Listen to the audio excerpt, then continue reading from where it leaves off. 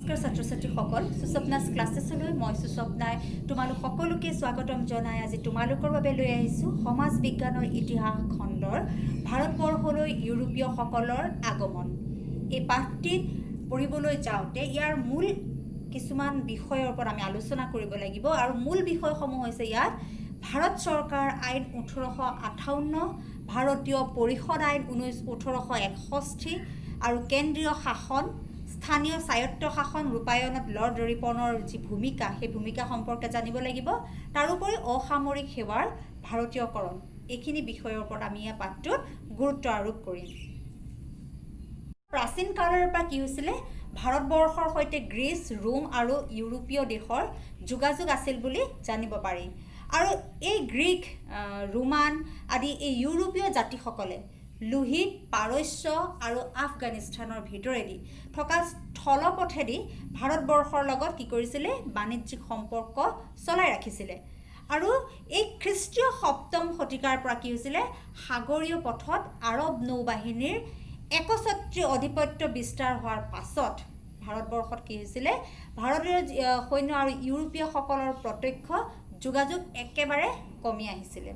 আৰু বিশেষকৈ খ্ৰীষ্টীয় দ্বাদশ শতিকাত দেখা দিয়া ধৰ্মযুদ্ধ কেন্দ্ৰ কৰিয়ে কনষ্টাণ্টিনোপল তুৰ্কী বাহিনীৰ হস্তগত হোৱাত ভাৰতৰ সৈতে পাশ্চাত্য দেশসমূহৰ কি হৈছিলে পোনপটীয়া যি সম্পৰ্ক সেই সম্পৰ্ক ব্যাহত হৈছিলে। আৰু তুৰ্কী হস্তগত আৰব দেশৰ মাজেদি ইউৰোপীয়সকলৰ কি হৈছিলে পোনপটীয়া পথটো বন্ধ হৈ যোৱাত ভাৰতৰ সৈতে বিকল্প পথৰ কোনো প্ৰয়োজনীয়তা তেওঁলোকে অনুভৱ কৰিছিলে যে বিকল্প কিবা পথ ওলাই নেকি। নতুন পথৰ সন্ধানৰ ক্ষেত্ৰত কি হৈছিলে বাটকটীয়াৰ ভূমিকা লৈছিলে পৰ্তুগীজসকলে। আৰু দুঃসাহসিক দুৰ্দমনীয় এই পৰ্তুগীজ নাবিকসকলে কি কৰিছিলে ভাৰতৰ ক্ষেত্ৰত নতুন নৌপথৰ আৱিষ্কাৰকে উদ্দেশ্য হিচাপে লৈ তেওঁ সমুদ্ৰত নৌযাত্ৰা কৰিছিল। আৰু 1487 খ্ৰীষ্টাব্দত কি কৰিছিলে পৰ্তুগীজ নাবিক বাৰ্থেলমিউ ডিয়াজে আফ্ৰিকা মহাদেশৰ দক্ষিণ দিশত কি কৰিছিলে অৱস্থিত উত্তমাহা অন্তৰীপত উপস্থিত হ'ব পাৰিছিলে। আৰু 10 বছৰৰ পিছত তেওঁ কি কৰিছিলে আন এজন নাবিক ভাস্কো দা গামাই ডিয়াজক অনুসৰণ কৰি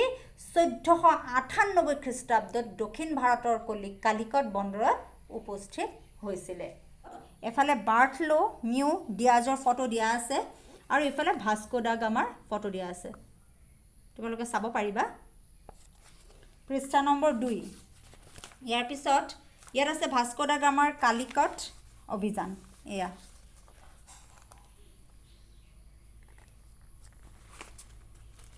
ইয়াৰ পিছত আমি পঢ়িম ভাৰতবৰ্ষলৈ ইংৰাজসকলৰ আগমন। এতিয়া পৰ্তুগীজসকলৰ দৰে কি হৈছিলে ইংৰাজ নাবিকসকলে নতুন সাগৰীয় পথৰ অন্বেষণত কি কৰিছিলে মনোযোগ দিছিলে। আৰু 1580 খ্ৰীষ্টাব্দত ফ্ৰান্সিছ ড্ৰেক নামৰ এজন ইংৰাজ নাবিকে কি কৰিছিলে জলপথেৰে পৃথিৱী প্ৰদক্ষিণ কৰিবলৈ তেওঁ সমৰ্থবান হৈছিলে। এয়া হৈছে ফ্ৰান্সিছ ড্ৰেক। সৈতে বেহা বেপাৰ কৰাৰ উদ্দেশ্যে 1600 খ্ৰীষ্টাব্দত কি কৰিছিলে ইংৰাজ সদাগৰসকলে এটা বাণিজ্যিক প্ৰতিষ্ঠান লণ্ডনত গঠন কৰিছিলে। আৰু এই প্ৰতিষ্ঠানটোৱে ইংলিছ ইষ্ট ইণ্ডিয়া কোম্পানী নামেৰে জনাজাত হৈছিলে। যোগাকান্ত সম্ৰাট ফাৰুকছিয়াৰক কি কৰিছিলে সজাতি দলটোৱে চিকিৎসক ডক্টৰ হেমিল্টনে চিকিৎসা আগবঢ়াই তেওঁৰ ব্যাধি ভাল কৰিছিলে, নিৰাময় কৰিছিলে। আৰু এই সজাতি দলটোৰ প্ৰতি সম্ৰাটে কি কৰিলে তেতিয়া সদয় হৈ থাকিলে, সদয়ৰ ভাৱ দেখুৱাইছিল। আৰু এই সুযোগতে কি হৈছিলে সম্ৰাটৰ পৰা ইংৰাজ সদাগৰসকলে 3খন ফৰমান আদায়। ৰাণী এলিজাবেথে এই কোম্পানীটোক কি কৰিছিলে এই ইংলিছ ইষ্ট ইণ্ডিয়া কোম্পানীটোক আফ্ৰিকাৰ দক্ষিণ দিশত অৱস্থিত উত্তমাহা অন্তৰীপৰ পৰা আৰম্ভ কৰি দক্ষিণ আমেৰিকাৰ মাগালান প্ৰণালী পৰ্যন্ত কি কৰিছিলে বিশাল সাগৰীয় এলেকাত 15 বছৰৰ বাবে বেহা বেপাৰ কৰাৰ অনুমতি প্ৰদান কৰিছিলে। আৰু এই কোম্পানীটোৱে কি কৰিছিলে সাগৰীয় পথেৰে ভাৰতবৰ্ষত উপস্থিত হোৱাৰ আগে সুমাত্ৰা, জাভা, মালাক্কা আদি ঠাইৰ সৈতে কি কৰিছিলে ব্যৱসায় কৰিছিলে। আৰু কিহৰ ব্যৱসায় কৰিছিলে মছলাৰ ব্যৱসায় কৰিছিলে। আৰু 1608 খ্ৰীষ্টাব্দত ইংলেণ্ডৰ ৰজা প্ৰথম জেমছে কি কৰিছিলে ভাৰতৰ সৈতে বেহা বেপাৰ কৰাৰ উদ্দেশ্যে কেপ্টেইন উইলিয়াম হকিন্স নামৰ এজন ব্ৰিটিছ সদাগৰৰ যোগেদি মোগল সম্ৰাট জাহাংগীৰলৈ এখন আবেদন পত্ৰ প্ৰেৰণ কৰিছিলে। আৰু হকিন্সে কি কৰিছিলে তাপ্তি নদীৰ মোহনাৰে চুৰাট বন্দৰত উপস্থিত হৈছিলে আৰু কেপ্টেইন উইলিয়াম হকিন্সে 1609 খ্ৰীষ্টাব্দৰ এপ্ৰিল মাহত যেতিয়া উপস্থিত হৈছিল আগ্ৰাত তেতিয়া তেওঁ কি কৰিছিলে মোগল দৰবাৰত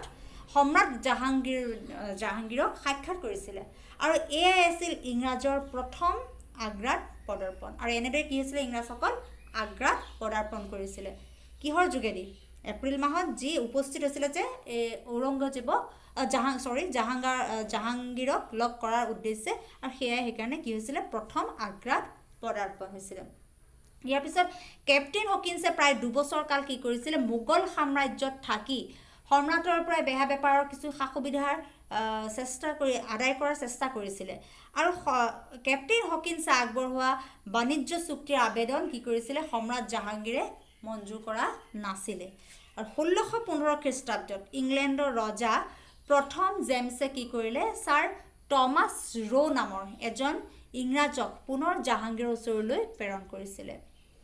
1715 খ্ৰীষ্টাব্দত জন চাৰ্মানৰ নেতৃত্বত ইংৰাজ লোকৰ এটা সজাতি দলে কি কৰিলে মোগল সম্ৰাট ফাৰুক ছিয়াৰক সাক্ষাৎ কৰি পুনৰ বাণিজ্যিক চুক্তিৰ প্ৰস্তাৱ আগবঢ়াইছিলে আৰু সেই সময়ত সম্ৰাট ফাৰুক ছিয়াৰ কঠিন ৰোগতো ভুগি আছিলে ৰোগাক্ৰান্ত সম্ৰাট ফাৰুক ছিয়াৰক কি কৰিছিলে সজাতি দলটোৱে চিকিৎসক ডক্টৰ হেমিল্টনে চিকিৎসা আগবঢ়াই তেওঁৰ ব্যাধি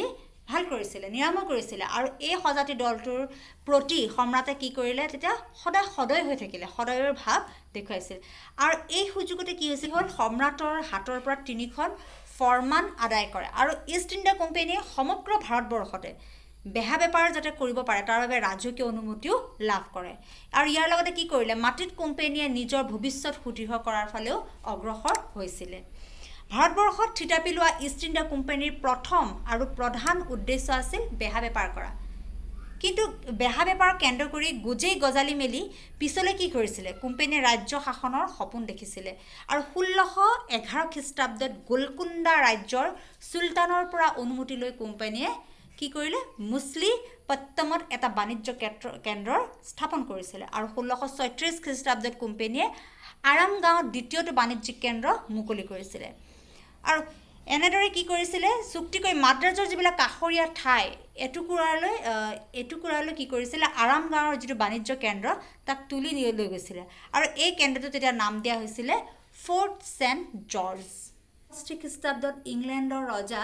দ্বিতীয় চাৰ্লছে কি কৰিলে পৰ্তুগীজ ৰাজকন্যা কেথৰিনক বিয়া কৰাইছিলে আৰু তেওঁক যৌতুক হিচাপে কি দিছিলে মুম্বাই চহৰখন দিছিলে তেতিয়াৰ মুম্বাই আৰু এতিয়াৰ মুম্বাই চহৰখন লাভ কৰিছিলে ৰজা চাৰ্লছে 1668 খ্ৰীষ্টাব্দত 50,000 পাউণ্ড ঋণৰ বিনিময়ত কি কৰিছিলে মুম্বাই ইংৰাজ কোম্পানীক হস্তান্তৰ কৰি দিছিলে আৰু তেতিয়াৰ পৰা মুম্বাই কোম্পানীৰ কি হৈছিলে প্ৰধান কাৰ্যালয়ত পৰিণত হৈছিলে 1690 খ্ৰীষ্টাব্দত জব চাৰ্নক নামৰ কোম্পানীৰ এজন বিষয়াই কি কৰিছিলে বংগৰ নবাবৰ লগত কৰা এখন চুক্তিৰ যোগেদি বছৰি 1200 টকাৰ এটা খাজানাৰ বিনিময়ত কি কৰিছিলে কালীঘাটা অৰ্থাৎ কলিকতা সুতানুতি আৰু গোবিন্দপুৰ নামৰ 3খন গাঁৱৰ জমিদাৰী স্বত্ব কি কৰিছিলে কোম্পানীয়ে লাভ কৰিছিলে আৰু ইয়াৰে এটা বাণিজ্যিক কেন্দ্ৰ আৰম্ভ কৰিছিলে আৰু 3খন ঠাইৰ সমষ্টিয়ে পিছলৈ কি হৈছিলেগৈ কলিকতা নগৰ ভেটিলৈ ৰূপান্তৰিত হৈছিলে ইংলেণ্ডৰ ৰজা তৃতীয় উইলিয়ামৰ সন্মানাৰ্থে কলিকতা কি হৈছিলে বাণিজ্য কেন্দ্ৰটোৰ নাম হৈছিলে ফৰ্ট উইলিয়াম ৰখা হৈছিলে এইটো মনত ৰাখিবা ইংলেণ্ডৰ ৰজা তৃতীয় উইলিয়ামৰ সন্মানাৰ্থে কি হৈছিলে কলিকতাৰ বাণিজ্য কেন্দ্ৰটোৰ নাম কি দিছিলে ফৰ্ট উইলিয়াম দিয়া হৈছিলে কোন আছিলে ইষ্ট ইণ্ডিয়া ইংৰাজ কোম্পানীৰ এজন সাধাৰণ কৰ্মচাৰী আছিল আৰু এই সাধাৰণ কৰ্মচাৰী ৰবাৰ্ট ক্লাইভে কি কৰিছিলে ভাৰতত ঔপনিৱেশিক সাম্ৰাজ্য গঢ়ি তোলাৰ তেওঁৰ কূটনৈতিক যিবিলাক কলা কৌশল সেইবিলাক অতি কম দিনৰ ভিতৰতে তেওঁ আয়ত্ত কৰিবলৈ সক্ষম হৈছিলে আৰু ক্লাইভে কি কৰিলে নিজৰ কোম্পানীৰ স্বাৰ্থত আনবোৰ বিদেশী ইউৰোপিয়ান যিবিলাক কোম্পানী সেইবিলাক ভাৰতৰ পৰা বহিষ্কাৰ কৰাৰ কাৰণে আঁচনি লৈছিলে তেওঁ যুদ্ধ নাইবা মিত্ৰতাৰ পাশেৰে দেশীয় ৰজাসকলক কোম্পানীৰ ফলীয়া কৰিবলৈ প্ৰচেষ্টা চলাইছিলে আৰু বংগৰ নবাব হায়দৰাবাদৰ নিজাম আৱাধৰ নবাব ৰাজপুতনাৰ ৰজা আদি কি কৰিলে কোম্পানীৰ সৈতে মিত্ৰতা কৰি প্ৰত্যেকেই নিজৰ নিজৰ কৰ্তৃত্ব বিসৰ্জন দিব লগা হৈছিলে ছাত্ৰ ছাত্ৰীসকল আজি আমি প্ৰথম খণ্ডটোত ইমানখিনিয়ে পঢ়িলোঁ দ্বিতীয় খণ্ডটোত আমি ইয়াৰ আধাখিনি আকৌ পিছৰ অংশখিনি পঢ়িম আজিলৈ ইমানেই ধন্যবাদ